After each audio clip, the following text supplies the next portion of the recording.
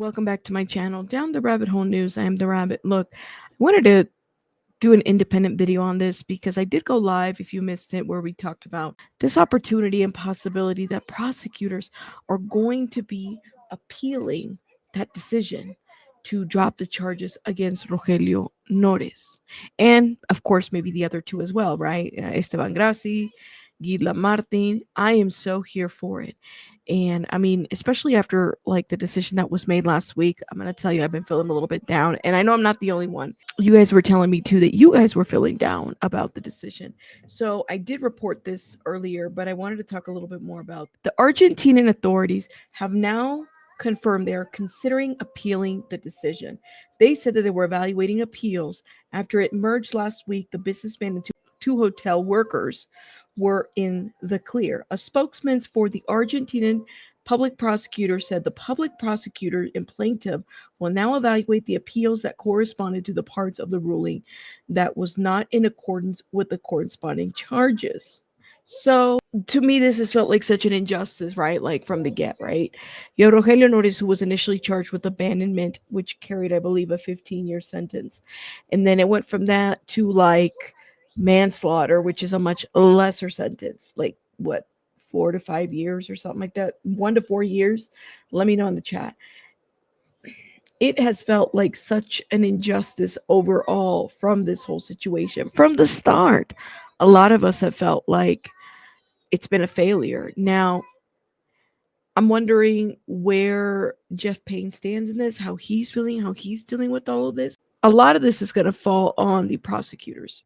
Now, Brian Nahuel Paez clearly was not being honest overall, right? The fact that they revealed more evidence against him, and again, we don't have a lot of details about what happened in court. And this is the part where I'm like, it would be awesome if, that file can be available to the public. I find it amazing that we don't know what happened to his watch. We don't know what was in the technology that was said to have been broken by Liam. That wasn't disclosed. What was he looking at? If you guys remember, they were looking at various pieces of information. What about when they were doing the police raids at various properties? What was found there? Was anything aiding to this case? There was just so much information that we were not made aware of.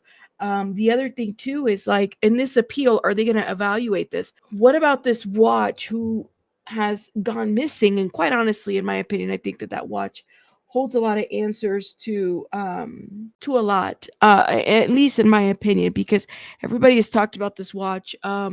In one of the articles, if I remember correctly, the prostitute said that Liam Payne offered them the watch. Brian Baez said that he was offered the watch. TMC said that the watch was broken. I mean, that's the thing, is like nobody has eyes on this watch, and people have been reported on this watch. And so between the time that those prostitutes were there, what happened to this watch? Who took this watch? Why did this watch go missing? That's another piece of information that I think is important. And then again, the technology hasn't been evaluated. What was found? That goes unanswered. What about the text messages between all the parties involved?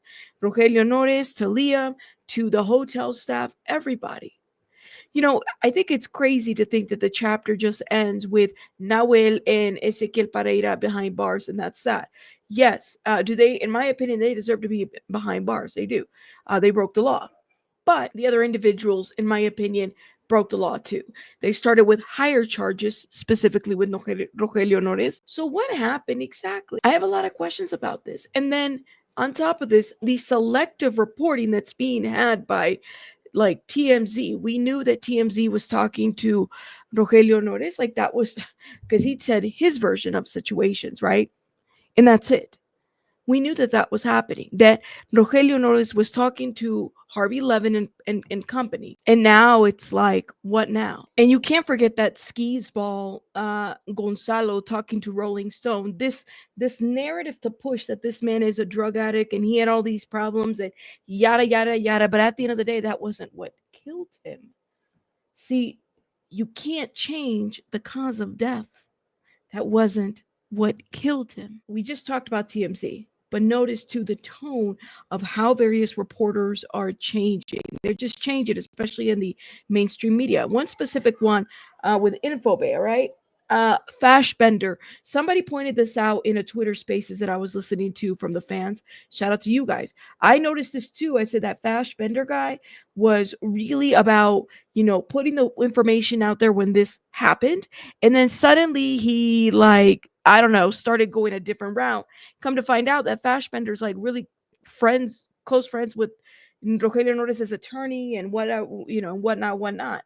So there's that, right? And then again, that narrative of this man is a drug addict and he had mental health issues, and that's it.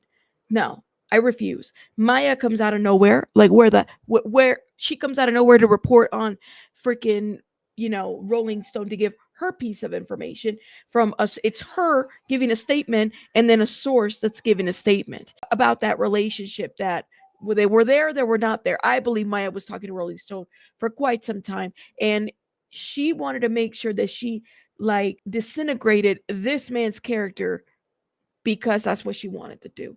And leaving up to question his sexuality, which really, who gives a fuck? I don't care. Okay? It doesn't matter to me what he chose or what he didn't choose, whatever. She was still with him up until it was done. And even then, she kept communication with him and his team after they broke up. So, yeah, I'm so for this appeal. Like, let's figure out what happened and what's actually accurate. Okay? I think people will be willing to accept an outcome that is transparent, accurate, and really bringing up the truth to light. Stop hiding all this other stuff that a lot of the fans on Twitter and others have uncovered. And for the people that are out there shaming this man who is no longer here about what he did in his past, didn't do, yada, yada, yada, well, damn. I hope your closet is clean, because let me tell you, mine isn't. Everybody's got something going on. But I will say this, and I can say this for a fact loudly. The drugs didn't kill Liam Payne. Neither did the alcohol. That's what I have to say about that. And by the way, Kate Cassidy, like, this is the time for you to really stand by the person that you said you love, that you're not just some kind of gold digger out here. Why don't you show the people that by actually defending this man, like using your platform to do that, because you got a much bigger following. In my opinion, I think that would be fantastic. Instead of just, doing an interview and then calling it whatever. Like, in my opinion, I think Kate Cassidy needs to take a bigger stand here. Because if you loved this person in this lifetime and you supported him and you mean what you say when you did that interview with the Sun, then I would hope that your actions would speak louder than words. Just my opinion. What now? So I'm hopeful for this appeal, and I have to have faith in this appeal, to be quite honest, because I wasn't feeling hopeful after last week's news. And maybe there will be a reevaluation. Maybe Jeff Payne pushed these prosecutors to reevaluate and appeal, which to me, that feels good. I'm excited for this. But, I can't believe it. And then Rogelio Nores to tell Liam Payne's dad, well, I'll drop the lawsuit in Florida if you apologize to me. What? Apologize for what? He worked with the prosecutors to give information for his son, information that was of value for them to determine what next steps they were going to take on the case. He didn't lie on Rogelio Nores. So at this point, with Rogelio Nores' demand that Liam Payne's dad apologize to him, I would not. I just, when Rogelio Nores made that statement, literally felt like the most skeeziest thing, in my opinion, to have said. Like, if I don't even know this man, but with that interview with TMZ, told me everything I needed to know. The guy is a skis-ball, scuzzball, and I don't even use that to describe people. You know what I mean? Like, he's just bottom of the barrel. Like, for you to say you want Liam Payne's dad to apologize, and then you'll drop the suit. I don't know. I'm hoping for a miracle with this new possible appeal. I'm hoping that something will come through. Maybe there's a violation. Maybe it's something, you guys, because this man literally thinks he's in the clear, and maybe he is for now. But I just have a problem with how all of this was handled. If you didn't watch my live from earlier, make sure you check it out. I'll put the link in the description box where we talked a little bit more about this. Just I can't even tell you guys how I'm happy about the news, but I'm upset about last week's outcome. I wasn't too happy about that. We just gotta keep faith, I guess. I'll see you guys later.